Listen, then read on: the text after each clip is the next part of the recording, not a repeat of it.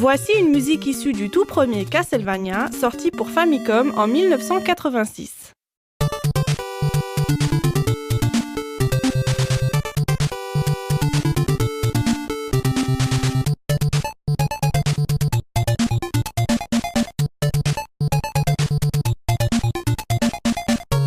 Composée par Yamashita Kinyo, cette musique devait devenir le célèbre thème de Castlevania. La structure de ce thème est tout à fait étonnante car elle est complètement carrée. Le thème entier fait 32 mesures et peut être divisé en 4 parties qui comptent chacune 8 mesures. Chaque partie peut elle aussi être divisée en 2 car le motif est toujours répété 2 fois. Mais même ces petits motifs peuvent encore être divisés en 2 car ils sont systématiquement composés de 2 parties. Et pourtant, quand on écoute sans faire attention, on ne s'aperçoit pas de cette structure très carrée. Ceci est dû à la ligne de basse ainsi qu'à la percussion qui relie les différentes parties entre elles pour former un thème cohérent. Sur le plan mélodique, il faut absolument noter la troisième partie qui casse cette régularité avec une ligne mélodique ternaire.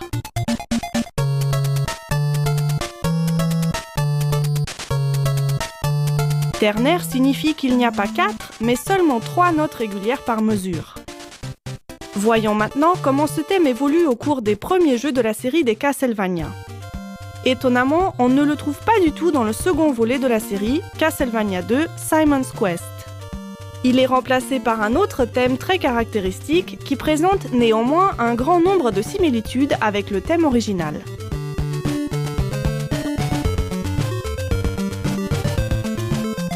On y retrouve notre structure carrée à 32 mesures avec 4 parties et des motifs répétés, comme dans le thème original. On peut également reconnaître la basse et la percussion.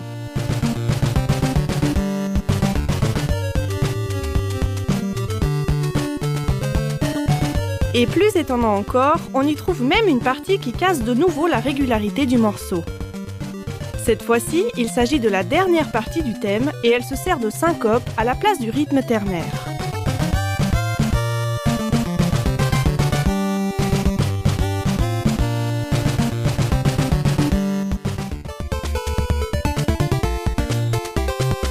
Nous retrouvons notre thème original dans Castlevania 3.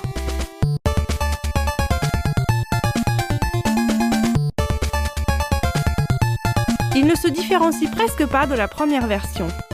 Il y a juste des petits changements au niveau de la basse et de la percussion qui le rendent plus funky.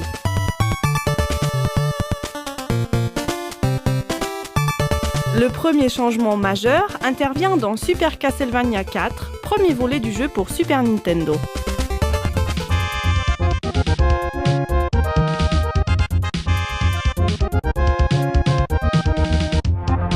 On retrouve toujours notre structure carrée, mais c'est au niveau de l'instrumentation qu'il y a eu le plus de changements. Avec les nouvelles possibilités techniques du chipset son de la Super Nintendo, il n'est pas étonnant que l'on puisse maintenant entendre de véritables instruments.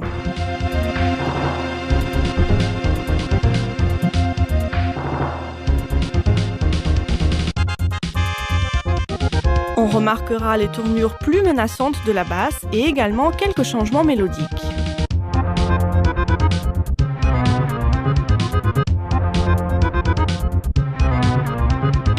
Dans Castlevania Dracula X, toujours sur Super Nintendo, le thème prend pour la toute première fois un véritable caractère rock.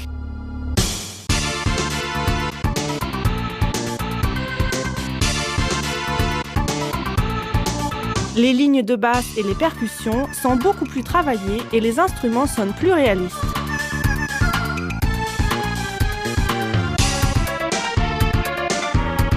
Depuis sa toute première apparition, il y a maintenant 23 ans, le thème de Castlevania n'a rien perdu de son originalité. Il a été maintes fois repris, réarrangé et recomposé, mais c'est son apparente simplicité qui reste son plus grand atout et qui le rend aussi universel.